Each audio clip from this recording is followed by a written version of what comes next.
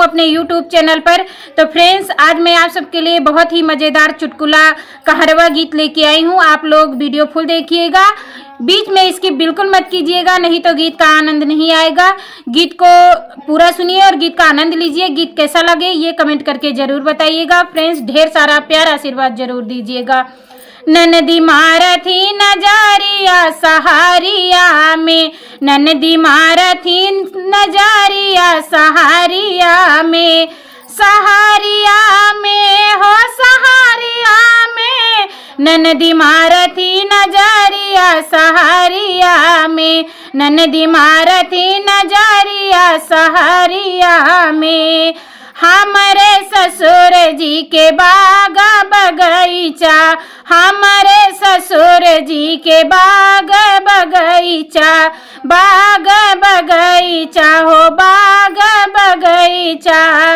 फुलवा तोड़ा थी ननदी दोपहरिया में, हम ननदी मारथी नजारिया सहारिया में, ननदी मारथी नजारिया सहारिया में, सहारिया में हो सहारिया में, ननदी मारथी नजारिया सहारिया में। हमारे ससुर जी के कुआं ना जगतिया, हमारे ससुर जी के कुआं ना जगतिया, कुआं ना जगतिया हो कुआं ना जगतिया।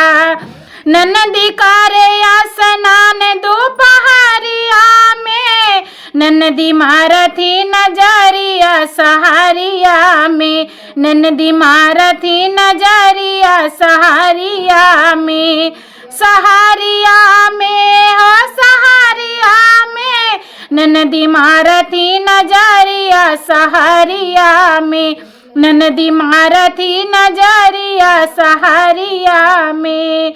हमारे ससुर जी के महला दो महला, हमारे ससुर जी के महला दो महला, महला दो महला हो महला दो महला। ननदी खिड़की झके दोपहरिया में, ननदी मारथी नजारिया सहारिया में, ननदी मारथी नजारिया सहारिया में, सहारिया में हो सहारिया में, ननदी मारथी नजारिया सहारिया में, ननदी मारथी नजारिया सहारिया में।